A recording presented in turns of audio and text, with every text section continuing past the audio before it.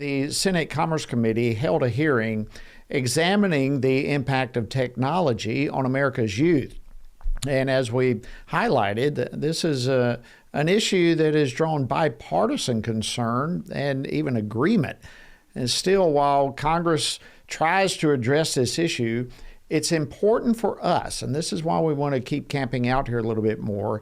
It's important for us as Christians to know how to think about this.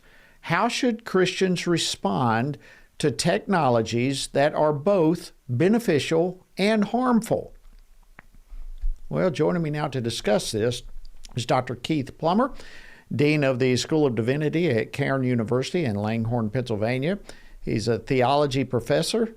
Dr. Plummer also regularly teaches apologetics and technology and Christian discipleship. He also hosts that university's podcast, Defragmenting. Dr. Plummer, welcome to Washington Watch. It's great to have you. Thank you for having me. Good to be here. Well, listen, I know we could have a long conversation on this topic, so let's just try to pack in as much as we can. Let me begin by just diving into the big question here. How should Christians respond to technologies that are both beneficial and harmful?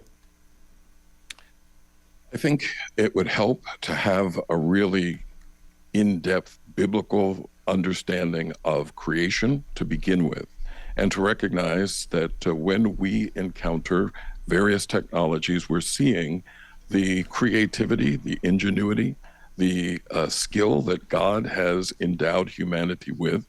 And so I believe that technology and our inclination to use tools as we do is something that is part of creation. But we also have to be mindful of the reality of the fall and sin, and how it is that we are inclined to use various tools and very self-seeking as a way, in addition to, as opposed to a God-glorifying manner. And I think that we need to avoid two poles.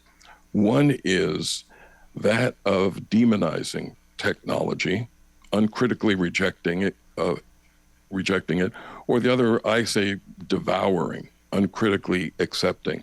And I think that we are probably most in danger of the second.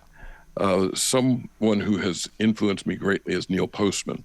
And Postman said in one of his works that the question of what a technology will undo is no less important than the question of what it will allow us to do. And it may actually be more important because it's so infrequently asked.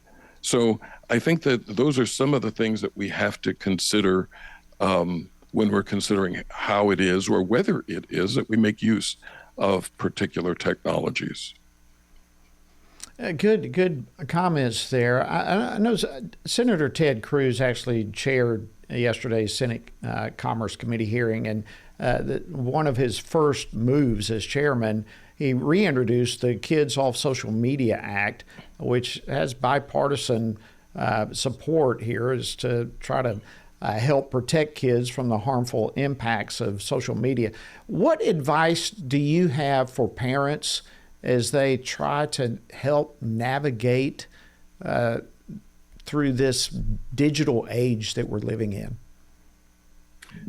I would be in full agreement with the witnesses in the hearing that I don't believe that children should have smartphones until at least the age of 16. I think that parents need to find other parents who share their commitments to being conscientious about the use of technology, because this is something that requires more than just individual resolve. And people who have written much about the area, such as Jonathan Haidt and his Anxious Generation, and others, have called for the necessity of what's called collective action, both for the sake of the parents and their encouragement, as well as for the children and them having peers whose families are also committed to some of the same things. That's very important. And I believe that parents need to be very mindful of their own technological usage and what it is that they are modeling to their children. Good point. Okay, last question. We've got all sorts of the digital world. I mean, we have AI, we've got robotics, cybernetics, which is the merging of human and machine, all sorts of technologies. What type of resources would you recommend for people who wish to do further research and just get better acquainted with all this? I think that a very valuable resource would be a book by John Dyer, who teaches at Dallas Theological Seminary, called From the Garden to the City. And it is a book about the place of technology. And he does deal with some of those newer technologies, but he's trying to help Christians think biblically and theologically about where technology fits within the narrative of redemption. That would be one place. Give me the name of that book again. From the Garden to the City. From the Garden to the City. Outstanding. By John Dyer. Thank you so much, John Dyer. Thank you so much, Dr. Keith Plummer, Dean of the School of Divinity at Cairn University. We appreciate so much your leadership on this issue, and thank you for joining us today on Washington Watch. It's an honor to have you. You're welcome. An honor to be your guest. Thank you.